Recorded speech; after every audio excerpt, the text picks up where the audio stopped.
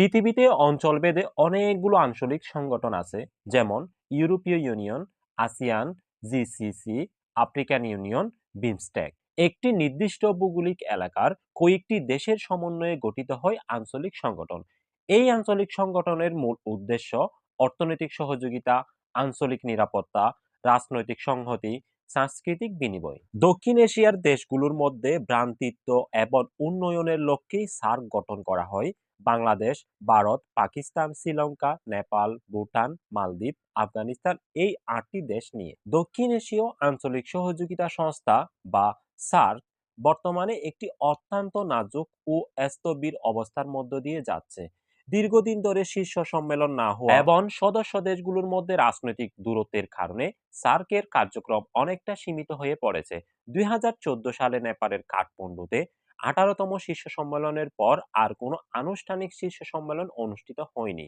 ২০১৬ সালে পাকিস্তানের ১৯তম সম্মেলন হওয়ার কথা থাকলেও ভারত পাকিস্তান উত্তেজনার কারণে তা স্থগিত করা হয়। সার্কের সনদে বলা আছে, সব সদস্য দেশ সম্মত না হলে শীর্ষ সম্মেলন করা সম্ভব নয়। ভারত ও পাকিস্তানের মধ্যকার দীর্ঘদিনের সংঘাত এবং সাম্প্রতিক সময়ে আফগানিস্তানের রাজনৈতিক পরিস্থিতির কারণে শীর্ষ সম্মেলনের ঐক্যমত পৌঁছাতে অসম্ভব হয়ে দাঁড়িয়েছে এবং অধিকাংশ সদস্য রাষ্ট্র তালেবান সরকারকে স্বীকৃতি দেয়নি। আফগানিস্তানে ২০২১ সালে তালেবান সরকার ক্ষমতায় আসার পর সার্কে আফগানিস্তানের প্রতিনিধি নিয়ে জটিলতা তৈরি হয়েছে। তবে সার্ক অকার্যকর হয়ে পড়লেও কিছু ইতিবাচক দিক রয়েছে, যেমন সার্ক উন্নয়ন তহবিলে অর্থায়ন অব্যাহত আছে। সাউথ এশিয়ান ইউনিভার্সিটি সার্কের সদস্য দেশগুলোর শিক্ষার্থীদের শিক্ষা প্রদান করছে।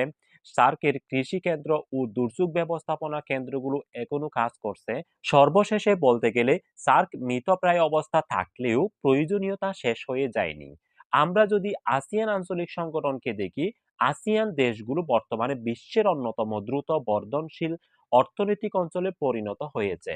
এখন যদি সার্কের ৮টি দেশ রাজনৈতিক মতভেদ বলে সত্যিকার অর্থে ঐক্যবদ্ধ হয়ে কাজ করে, তবে দক্ষিণ এশিয়া বিশ্বের অন্যতম শক্তিশালী অর্থনৈতিক অঞ্চলে পরিণত হবে।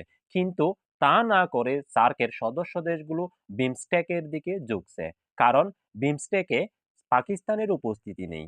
পরবর্তী কোনো ভিডিওতে বিমস্টেক নিয়ে আলোচনা করব। আজকে এইটুকুই। আসসালামু আলাইকুম।